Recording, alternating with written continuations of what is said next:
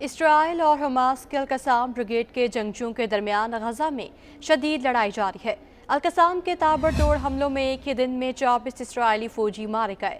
یہ 7 اکتوبر 2023 کے بعد سے ایک دن میں اسرائیلی فوج کا سب سے بڑا جانی نقصان ہے۔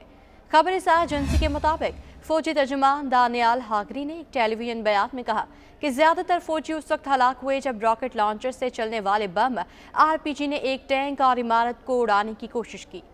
فوجی ترجمان نے مزید کہا کہ فوجی اس وقت تک مارے گئے جب تک راکٹ سے چلنے والا گرنیڈ ایک ٹینک سے ٹکرایا جو اسرائیلی فورسز کی حفاظت کر رہا تھا۔ اسی وقت دو منزلہ عمارتوں میں 2 دھماکے ہوئے جہاں فورسز نے عمارتوں کو تباہ کرنے کے لیے دھماکہ خیز مواد نصب کیا تھا۔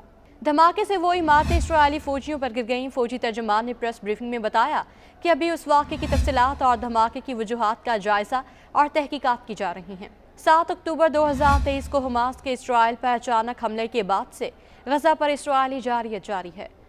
ابتدا میں تو اسرائیل نے غزہ کی پٹی پر فضائی حملے کیے، لیکن پھر 27 اکتوبر سے اس نے زمینی آپریشن کا آغاز کیا، جس میں اب تک ٹائمز آف اسرائیل کے مطابق اسرائیل کے کم از کم 219 فوجی مارے جا چکے ہیں، جن میں ایلیٹ گولانی بریگیڈ کے کمانڈر بھی شامل تھے۔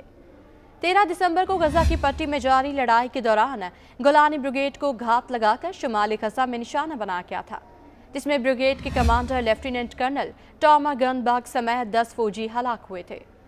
گولانی بریگیڈ کا شمار اسرائیل کی ایلیٹ فورسز میں ہوتا ہے اور اسے اسرائیل کی مؤثر لڑاکا فوج قرار دیا جاتا ہے۔ 7 اکتوبر 2023 کو اسرائیل پر حماس کے حملوں کے نتیجے میں اسرائیلی حکام کے مطابق تقریباً 1200 اموات ہوئی تھیں۔ حماس نے اپنے حملے میں 250 کے قریب افراد کو قیدی بھی بنایا تھا اور اسرائیل کا کہنا ہے کہ 132 کے قریب قیدی اب بھی غزہ میں ہیں، جبکہ کم از کم 28 قیدی غزہ پر اسرائیلی حملوں میں مارے بھی جا چکے ہیں۔ غزہ پر اسرائیلی جارحیت کو 108 دن ہو گئے ہیں اور اس کے دوران اسرائیل کو عسکری اور معاشی طور پر قابل تلافی نقصان ہو چکا ہے، اور اب خدشہ ظاہر کیا جا رہا ہے کہ جنگ کے سبب معذور ہونے والے اسرائیلی فوجیوں کی تعداد 12,000 تک ہو سکتی ہے۔ یہ تخمینہ عسکری امور کے نامہ نگار یوسی یہو شیوا نے لگایا تھا، جو اسرائیل میں ایک اخبار سے وابستہ ہیں۔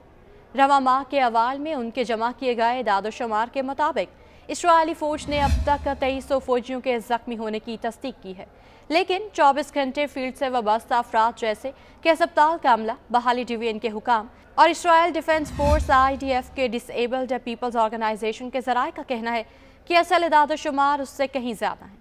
پوری قوت کے استعمال کے باوجود اسرائیل اب تک غزہ میں اپنے مقاصد حاصل نہیں کر سکا اور گزشتہ 3 ماہ سے زیادہ عرصے میں وہ کئی بار اپنی جنگی حکمت عملی بدلتا رہا ہے۔ غزہ پٹی پر اسرائیلی حملوں کے 108 دن گزرنے پر غزہ انتظامیہ کے اعداد و شمار آقائے۔ اعداد و شمار کے مطابق اسرائیلی قتل عام کے باعث غزہ پٹی کے 32,295 شہری شہید و لاپتہ ہوئے۔ عرب میڈیا کے مطابق غزہ انتظامیہ کا کہنا ہے کہ اسرائیلی فورسز نے غزہ پٹی میں 2119 اجتماعی قتل عام کا ارتکاب کیا۔ اسرائیلی بمباری میں شہید 25,295 افراد کی لاشیں ہسپتالوں میں منتقل کی گئیں۔ شہید ہونے والوں میں 11,000 بچے اور 7,500 خواتین شامل ہیں۔ غزہ پٹی میں زخمیوں کی تعداد 63,000 تک پہنچ گئی ہے۔ اسرائیلی بمباری میں طبی عملے کے 337 افراد، 45 فائر بریگیڈ کارکن، 119 صحافی شہید ہو چکے۔ غزہ میں لاپتہ افراد کی تعداد 7,000 ہو گئی، ان میں 70% بچے اور خواتین ہیں۔ اسرائیلی فورسز نے 99 طبی کارکنان، 10 صحافیوں کو جبری حراست میں رکھا ہے۔ اسرائیلی جارحیت کے باعث غزہ کی پٹی کے 20 لاکھ شہری نقل مکانی پر مجبور ہیں۔ 7 اکتوبر سے جاری اسرائیلی بمباری کے دوران غزہ میں 65,000 ٹن بارودی مواد برسایا گیا۔